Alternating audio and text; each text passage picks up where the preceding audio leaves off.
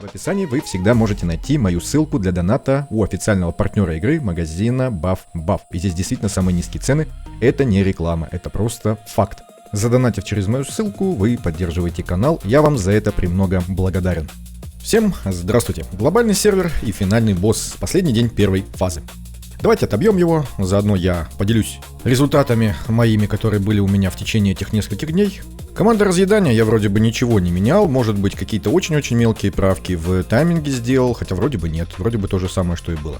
В общем, накрутил вчера 715. Это максимум, что они выдали за все эти дни. Команда неустрашимых тоже у меня вроде бы не поменялась. Может быть, опять же, какие-то мелкие правки в снаряжение сделал по сопротивлению кому-то из них. Плюс Эстайон что-то с таймингами, может быть, чуть-чуть подкорректировал. Ну, в общем, максимально выдали позавчера. Я больше такой вариант повторить не смог. Было максимум там 630. Это вот то, что они выдали. То есть разброс довольно-таки большой. От 500 там с чем-то до, вот как видим, почти 650. Также я в телеграм-группе скидывал такие, более бюджетные, не то что бюджетные, а варианты, когда у вас нету кого-то из героев. То есть, если у вас волка нету, я здесь пробуждение убрал, видим, да, 427 можно набить с Натаниэлем без волка, вот этого эксклюзивного. Также здесь вариант с Натаниэлем и уже с Вольтегом. То есть, если у вас нету вдруг Эстайон, и если у вас вдруг нету Кульвиды. Также я хочу сказать, что они здесь обе без артефактов. Поэтому такой урон 265. Для такого состава вполне себе неплохой результат. То есть можно, причем я обращу внимание, да, они все живые. То есть все выжили. И есть еще вариант с Гуленда. Вот столько я ими набил. Это я делал на другом аккаунте, на чужом. Вариант снаряжения, схемы снаряжения вот такой. Возможно, что можно сделать лучше, но что получилось, то получилось. Тайминги были вот такие. Опять же, 17,5 можете попробовать. Я все еще копировал за китайцем. Мне кажется, я не знаю, я просто не понимаю, почему именно 17.01. Откуда? С такое количество ускорения. У нас есть 30 ускорения, да, всего лишь баф. И он не даст целую секунду. Не понимаю, откуда он это взял, но за ним слепо повторял. И расстановка вот такая вот. То есть с Натаниэлем, можно сказать, что получается то же самое. Либо даже лучше. Все-таки он дает щиты, да, Гуленда он не дает никаких щитов. А со снаряжением у него тоже там все по-другому. Поэтому я так понимаю, что с Натаниэлем команда лучше получается, чем с Гуленда. И сегодня я еще у французского блогера увидел вот такую команду с Гладросом. Он набил 727, Женевьев у него 5, Кульвида 2. Я не знаю, это хороший урон, плохой урон, но учитывая, что у нас есть вариант с Натаниэлем, мне кажется, он самый оптимальный. На всякий случай я его покажу, я его выкладывал в Телеграме. Он код команды не предоставил, и обратил внимание, те же тайминги китайские. Горение у меня выбило максимум 374. Я пытался что-то изменить, у меня не получается прыгнуть выше. То есть они вроде бы должны бить там 400, допустим, с копейками. То есть как минимум 400. Никак у меня с Адольфусом. Ой, с Джорном не получается это сделать. Я уже и таланты пробовал другие, и снаряжение менял, и тайминги подсматривал других, что-то пробовал. Ничего не получилось. Это максимум, что они выдали. Также в телеграм-группе я просто заменил Пайкстона, если вдруг у вас его нету, на вот этого волка. Просто посмотреть результат, какой будет урон. Они все выжили без проблем, и результат вот такой вот у меня был, по-моему, максимальный. Для этой команды 266. Заметно меньше, что поделать. Команда Ауры у меня выдала максимальный результат вот такой вот, причем я его повторить не смог. Я крутил бои, и выше 600 они не прыгнули, то есть 599, 600. И в один из дней, то есть позавчера, я из-за этого потратил все автобои слишком рано, и из-за этого не отбил целыми 2 командами, потому что просто уснул, пока пытался отбить без автобоя. Вот так вот, погнался за более лучшим результатом, и в итоге потерял много мест в рейтинге. Ничего страшного. Вариант с Фаэсой у меня набивал тоже в районе 600. То есть я пробовал, может быть, с Фаэсой будет получше. Нет, у меня получалось то же самое. Вот то же самое. Команду Ледяного Взрыва я немножечко переодел, и урон у меня вырос. Причем он слабенький, все еще слабенький, потому что, насколько я видел, без пробуждений Билдель таким же составом набивают столько же, примерно, да, то есть 420, что-то такое. У меня, к сожалению, я выше никак не смог. Также я еще в телеграм-группе, опять же, такую бюджетненькую команду выкладывал на сбор. 200 миллионов она набивает, уже хорошо. Артред, я думаю, что вроде бы у всех есть, да? Ее в любом случае можно заменить на какого-нибудь другого героя, типа Гиллен. А теперь давайте отобьем по новой, и я покажу те команды, которые у меня есть, и что я там поменял. Правда, единственное, что я не совсем помню все эти изменения. И просто покажу. Скорее всего, просто покажу. Вот тот вариант с ФС. Я пробовал его, и у меня больше урона не вышло. Тоже 600 набивают. Выглядят они вот так вот. В любом случае, этот вариант уже получше того, который я показывал в первый день. То есть в первый день я там набивал заметно. Ну, как-то не то чтобы заметно, но похуже. Такая вот расстановка. Снаряжение быстренько прощелкаю. Тут ничего удивительного, это, по-моему, сборка, которая у всех, плюс-минус, с ФС.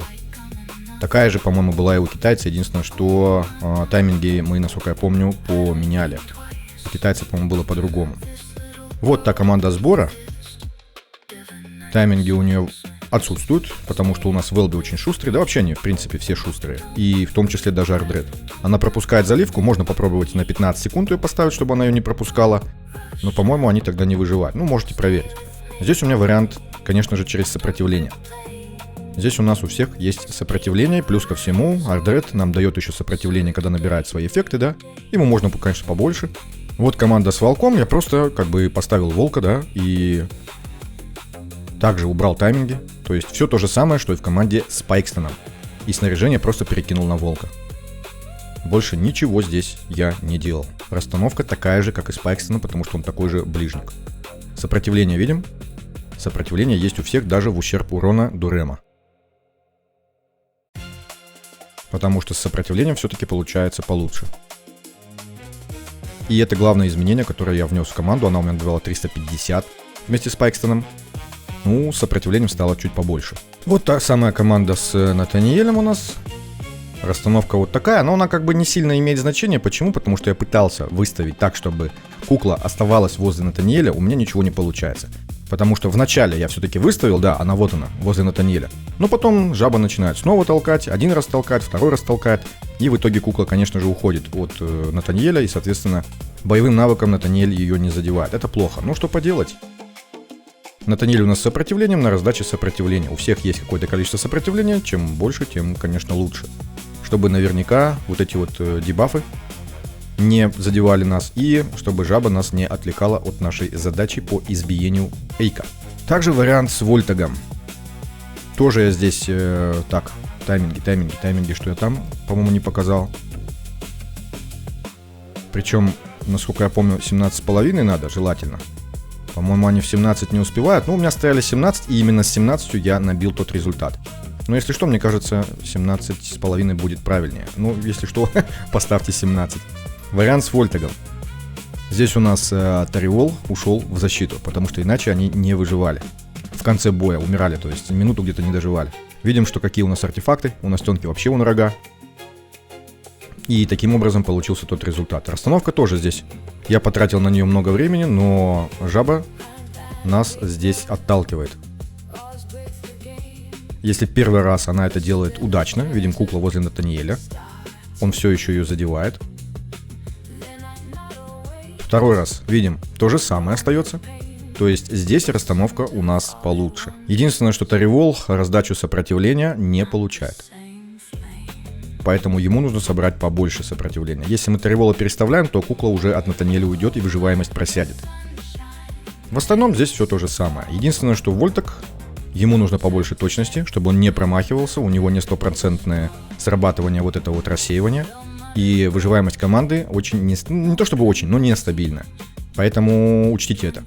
Ему точности побольше и сопротивления тоже ему побольше. Он не должен тратить свой навык на жабу. Если он это делает, он не снимает с босса усиление босса. И, соответственно, урон по нам приходит очень сильный. Ну и плюс ко всему мы теряем урон, в том числе из-за бафа защиты. Тайминги у меня здесь вроде бы работают шикарно. И проблем не возникает. Причем, обращу внимание, 17,5. Вольтаг должен ходить 2 раза. Видим, успевать. Если не успевает, это будет большая проблема. У меня он успевает. Я ему тут добавлял ускорение некоторое количество. Плюс ко всему талант у него здесь. Вот такой вот. Так что это учитывайте. Ну и, соответственно, естественно, вот это вот тоже у него есть. Он у нас накладывает штраф точности, это важно. Штрафы атаки у него слабенькие, но его достаточно. То есть они в итоге, как я уже показал, выживают. Команда с Бором, с Телендором, я ей написал, что она 400 наносит, но она не наносит 400. Ой, я максимум там что-то 370 выжимал, может быть, с копейками. У меня какая-то проблема со снаряжением, так-то они живут без проблем, все нормально идет. Но что-то вот у меня маловато атаки и маловато крит урона. И из-за этого, короче, команда... Мой урон слабенький. Если вы поставите с Хубергом, да, тоже будет нормально, как я вот первый вариант показывал в первый день, но урона поменьше. Ну и плюс ко всему, если там Хуберг будет стоять, тогда вот эту вещь надо кому-то другому передавать. Мы здесь Телендору с помощью вот этой раздачи атаки максимально выкручиваем Алтону и максимально выкручиваем Оленю. У него здесь 6000 плюс 1600, то есть 7700 где-то, да, почти. И, соответственно, Олень еще немного Гладис тоже раздает, что тоже очень даже неплохо. Видим, да, что у нее чуть-чуть меньше, чем у Телендора. Но это нормально, это должно быть так, сами понимаете. И насколько я помню, таймингов здесь... нет, я их поставил. Я их поставил, потому что я сравнивал, и как-то у меня с таймингами было получше. 12-секундный цикл они держат. 12 секунды. Ну, либо, по крайней мере, держит его один раз, допустим, но цикл не сбивается с такими таймингами. А Циля у нас на заливке, и у нее цикл 15 секунд. Команда горения. Все, что я добавил по сравнению с первым вариантом, это я добавил сопротивление всем. Даже в ущерб атаки, шансу крит удара, крит урона видим. Сложно выкрутить эти характеристики. Джорну как можно больше дал ускорения, но больше я набрать не смог. В остальном все то же самое, так его уже показал, и Пайкстон. Вообще, может быть, Пайкстону можно вот эту вот сет кукольника отдать. Тогда у нас еще 20 ускорений сюда добавится. Может быть, это как-то повлияет на бой в итоге.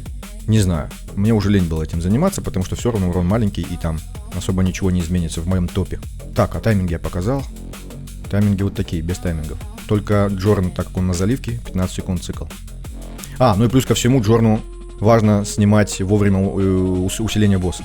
Поэтому он должен в 15-секундный цикл успевать. У меня успевает.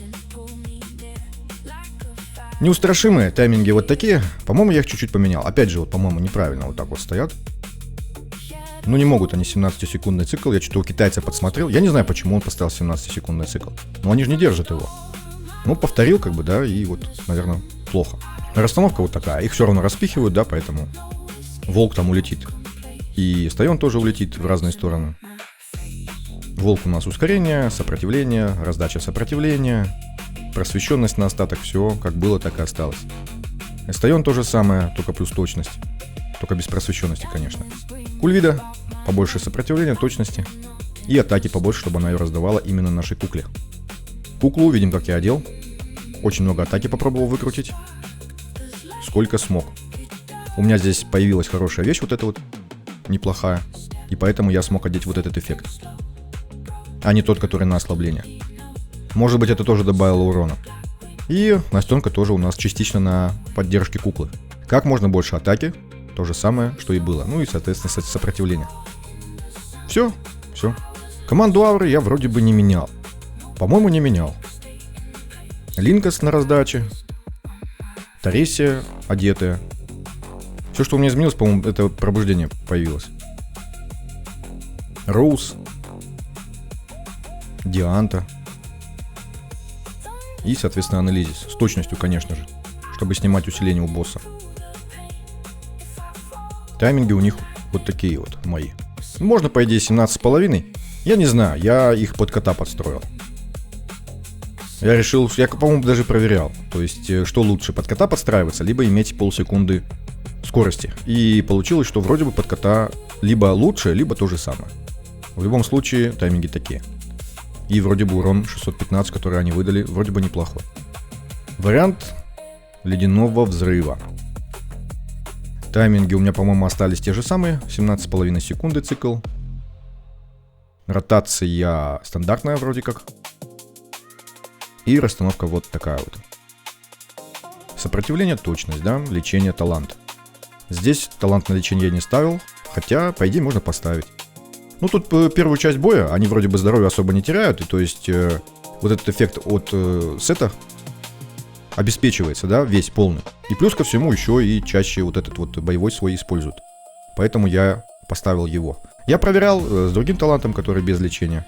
Ой, с лечением. И получалось, по-моему, то ли хуже, то ли плюс-минус то же самое. Здесь у него на рассеивание. Точности у него немного, то есть, но все равно он иногда умудряется рассеять. усиление с босса. Так, всех вроде бы показал. И еще одно главное изменение, то, что я сделал, да, это я перевешал все-таки ей сет на заливку, сет кукольника, а шину максимум в атаку. Видим, да, 4200. Здесь, по-моему, у меня атака. Да, атака. Все на атаку, чтобы больше отдавать билдель. То же самое с Зориком. Максимум атаки, чтобы отдавать наши билдельки. Ну и все. Команда разъедания. Я уже, честно, я не помню, какие я правки внес. Может быть, может быть, не внес. Опять же, по идее, 17,5. То есть тайминги остались от китайцев. Но я уже боюсь что-то трогать, потому что тронешь что-нибудь, оно сломается. Оставляю как есть. И вроде бы урон неплохой. Расстановка та же, смысл тот же. Раздача атаки и урона. Рук у нас здесь вот такой, у меня он с ускорением. Я пытался сделать больше крит урона и ускорение чуть пожертвовать, но что-то у меня получался урон хуже. Поэтому оставил как есть. Сицилис, как всегда, вся в урон максимально. Рейта с ракушкой с точностью с сопротивлением. Сопротивление добавил в прошлый раз, я, по-моему, его забыл показать. Его вроде как здесь надо, чтобы она не сбивалась. Чтобы лягушка ей не мешала. Ну и точность, соответственно, да, точность, чтобы на нее не вешали. Штраф я имею в виду.